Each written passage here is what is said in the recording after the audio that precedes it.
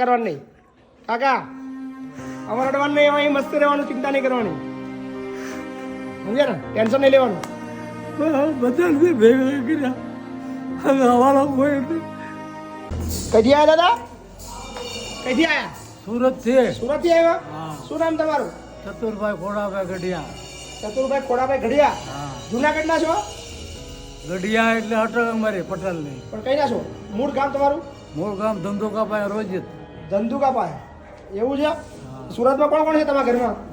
તમારા ઘરમાં કોણ કોણ છે સુરત? અમારા ગામમાં છોકરા છે, છોકરાની બહુ છે. એવું છે? અમારા ઘરના નથી વે વરે. અચ્છા, પછી અહીંયા રહેવા આવ્યા? આ રહેવા આવ્યા. કેમ રહેવા આવ્યા? ઘરના લોકો શું કહે છે? ઘરના લોકો નથી કહેતા કે ઘરના લોકો એમ કહે મેં પૈસા આપ્યા ને એટલે વારા કર્યા, વારાથી બીજાનો વારો આવ્યો એટલે લઈ જ ન ગયો. એટલે વારા પડ્યા છે તમારા? હા. કેવા વારા પડ્યા તમારા? એટલે વારા એટલે જમવાના રહેવાના જમવાના રહેવાના વારા? વારા કેવી રીતે કેવા વારા એમ સમજાવો થોડું. 6 મહિના રહેવાના વારા પડ્યા હતા. 6 મહિના બીજા છોકરાને ઘેર? 6 મહિના નાના ભેગો રહ્યો. હા. 6 મહિના પછી નાનો કે તમે મોટાને ભેગો જાઓ. અચ્છા, મોટા ભેગા? હા જાઓ એમ. હા. પછી? મેં કીધું ઈ મને ફોન કરે તો હું જાઉં, કાં લઈ જાય તો જાઉં. બરાબર. એકલા કેમ ન જઈએ? જે લઈ જ ન ગયો એટલે લઈ જ ન ગયો. પછી હું ગયો આશ્રમમાં. બરાબર.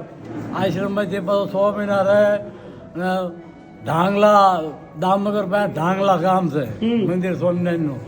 ના 18-19 મહિના રહ્યો. બરાબર.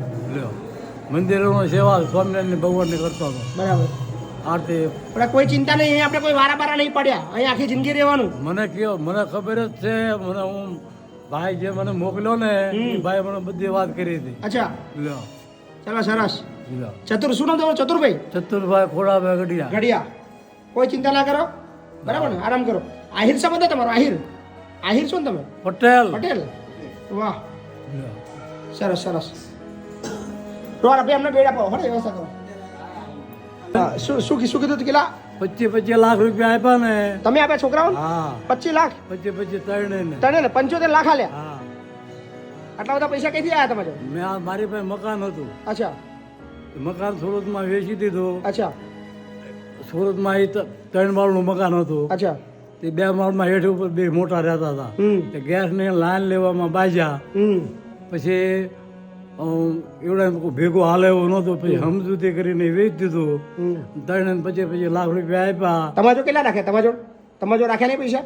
મેં રાખ્યા હતા 1.5 લાખ રૂપિયા. ખાલી 1.5 લાખ? હા પણ આપણે કીધું પૈસા શું કરવા? 3 છોકરાઓ છે ને, શું કરવા આપણે? ભાઈ પૈસા શું કરવા છે? બરાબર. આ પૈસા જ કાઢ્યો મને. બાપરે બાપરે. આ ત્રણેય મકાન લઈ લીધા? ત્રણેય નવા પોતાના મકાન લીધા. હા. પણ એ બધા માગી ખાવાના લીધા છે. એવું છે? 30,000 રૂપિયા મહિને હપ્તો આવે છે. અચ્છા. 30,000 કમાય છે. 30,000 નો હપ્તો આવે છે. એકને 25,000 નો હપ્તો આવે છે. એ 15,000 કમાય છે. મહિને બધા 10-15-20 રૂપિયા ખાવાના. બરાબર. એટલે એ દશા આવી છે. તમે એકલાએ ત્રણના આટલા બધા પૈસા આલ્યા, ત્રણ ભેગા થઈને તમને પાલી શકતા નહીં? હા બહુ ખરાબ વસ્તુ. પણ ચિંતા કરવાની, એવું બધું ભૂલી જાવ એમને. અહીંયા મોજ કરો આરામથી, બરાબર? કોઈ ચિંતા કરવાની નહીં કાકા. અમારે અડવાનું નહીં, અહીં મસ્ત રહેવાનું, ચિંતા નહીં કરવાની, સમજ્યા ને? ટેન્શન નહીં લેવાનું. બધા ભેગા કર્યા હવે અમારા કોઈ યાદ આવા ભૂલી જાવ, એ બધું મગજમાં કાઢી નાખો. ચલો, હા ને? મસ્ત રહો.